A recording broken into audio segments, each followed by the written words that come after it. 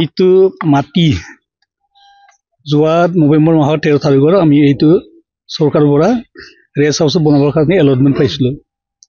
Allotment পোৱাৰ আগতো এইটো ঘৰ এই মাটিতে আছিলে আৰু বাকী মাখা আছাম ট্ৰাইবৰ ঘৰ সিফালেও আছিলে আৰু চাৰিওফালে হাফ ৱাল আছিল আৰু লোহাৰ দৰ্জা আছিল, লোহাৰ গেট আছিল আৰু এইটো ওপৰত এটা টিন আছিলে, লোহাৰ পষ্ট আৰু ওপৰত টিন আছিলে, এইবিলাকো চব নোহোৱা হৈছে। আমি এলটমেণ্ট পোৱাৰ পাছত এই ঘৰৰ অৱস্থা আপোনালোকে এতিয়া দেখিছে, এতিয়া একেবাৰে শোচনীয়, বেয়া অৱস্থা। আমাৰ চাৰিওফালে লিৰিং আছিল, লোহাৰ লিৰিং, এই ঘৰলৈকে উঠা, এইবিলাকো নোহোৱা হ'ল। ৱালৰ চাৰিওফালে গ্ৰিল নোহোৱা হ'ল, দৰ্জা নোহোৱা হ'ল আৰু সেইফালেও আছাম টাইপৰ ঘৰ আছে, এই টিন পাতো লাহে লাহে নোহোৱা হ'ল। সেইকাৰণে আমি বাধ্যত পৰি চুৰি কেছ লগাইছিলোঁ, চুৰি কেছ দিছিলোঁ থানাত। চুৰি কেছ দিয়াৰ পাছত চুৰি মালবিলাক পালে আৰু চিজ কৰি লৈ গ'ল, কিন্তু মানুহটোক এৰেষ্টো নকৰিলে, একোৱেই নকৰিলে। এইটো চন্দন ফালৰ এই অনধিকাৰ, এইটো ইলিগেলভাৱে এইটো অকুপাইড কৰি ৰখা মাটি আছে, ৱাল আছে, সেই তাতে পাইছিলোঁ আমি। আৰু সেইটো মই নিজেই স্পটত আহি পেলাই দেখুৱাই দিছিলোঁ। তাৰপিছত সিহঁতে লৈ গ'ল, কিন্তু আজিলৈকে এৰেষ্ট কৰা নহ'ল।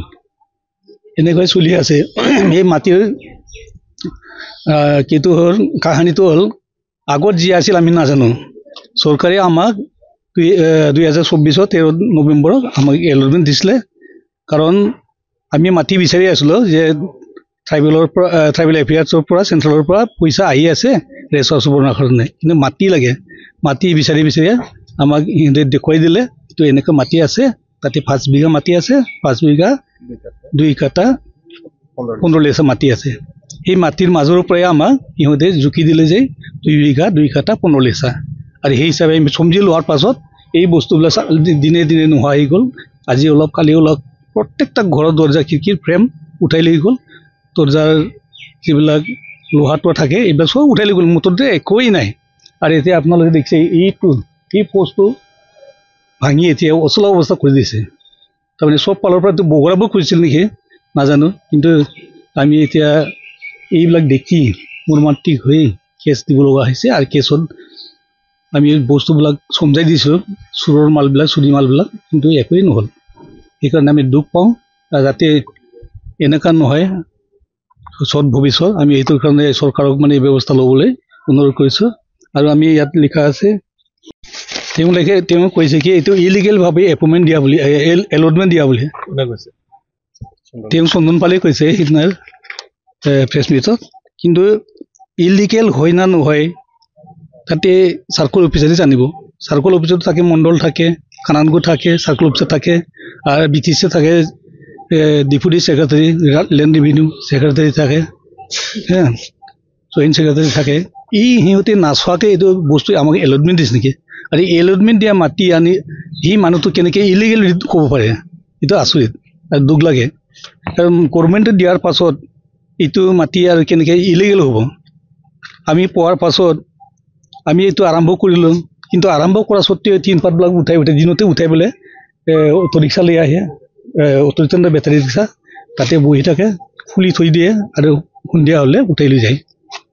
সিহঁতে দেখিছোঁ চন্দন ফালৰ তেওঁলোকে নাহে যদি, সিহঁতৰ গঠন কৰি মানুহ আছে, সিহঁতৰ কিবা আছে, সিহঁতৰ চন্দন পালৰ নেতৃত্বতে এনেকুৱা হয়ে বুলি আমি বেলুন ব্লকত নপৰে, কিন্তু BTCত পৰে। BTC মানেতো ট্ৰাইবেলৰ মাটিয়ে হয়, বেলুন ব্লকৰ নিচিনাই হয়। গতিকে আমি এই মাটিটো ইলিগেলভাৱে লোৱা নাই, চৰকাৰে আমাক দিছে। আৰু জোকা সময়তো তেওঁ আহিছিলে, 2-3 বাৰ আহিছিলে। প্ৰথম অৱস্থাটো যেতিয়া আমি জোকাৰ আৰম্ভ কৰোঁ, মণ্ডল আহিল, তেতিয়াও বাধা দিলে।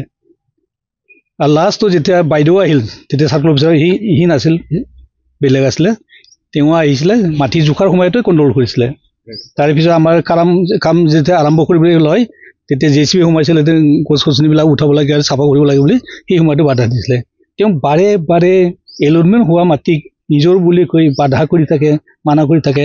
আৰু সেই হিচাপে এইটো চাই পেলাই এইটো কাণ্ড দেখি পেলাই আমি ভাবি লৈছোঁ এই কামটো তেওঁৱে কৰিব লাগিব, তেওঁৰ মানুহেই কৰিব লাগিব চোৰৰ কামটো, যাতে ঘৰটো ভাঙি চুৰমাৰ হৈ যায় আৰু মাটিটো খালী হ'লে তাৰ মাটি বুলিয়ে দখল কৰিব পাৰে। সেইটো কাৰণে এইটো কৰা বুলি আমি ভাবি লৈছোঁ।